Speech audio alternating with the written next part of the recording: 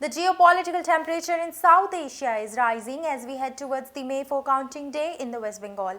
A major diplomatic row has erupted following the release of recent exit polls which suggest a potential historic shift in the political landscape of the state. Hello and welcome, I'm Ashia, bringing you the stories from West Bengal.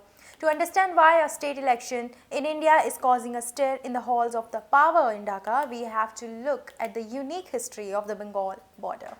For decades, the movement of people across 4,000 kilometer stretch has been a sensitive issue, but today it has moved from a local concern to a full-blown international diplomatic flashpoint. The focus has shifted across the border to Dhaka, where Akhtar Hossain, the member of Secretary of the National Citizen Party and the Member of Parliament in Dhaka, has issued a stark warning. Speaking in Jatiya Sangsad, Hossain addressed projections from the major pollsters which suggest the BJP could cross the 150 seats mark and potentially oust the Trinamool Congress in the state. Hossain's primary concern centers on the BJP's core campaign promise, a massive crackdown on infiltration and legal implementation of the CAA-NRC framework.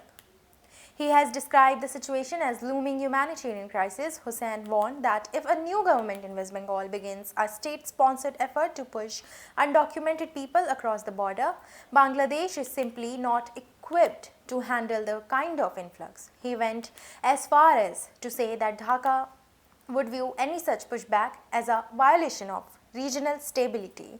This rhetoric marks a significant shift in regional relations. We have to remember that the political landscape in Bangladesh has changed drastically. Following the 2026 Bangladeshi general election, where the BNP won a landslide victory, the new Dhaka leadership has adopted a much more nationalist and assertive stance compared to the previous year.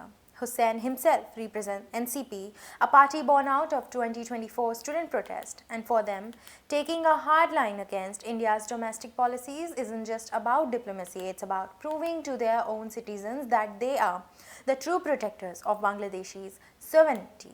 Analysts believe Hossain's statement is a calculated strategic move to signal to New Delhi that the new administration in Dhaka will not be a silent spectator to India's internal policy shift. While BJP leaders in India have quickly dismissed these comments as an interference in India's internal matter, the reality on the ground is much more complex.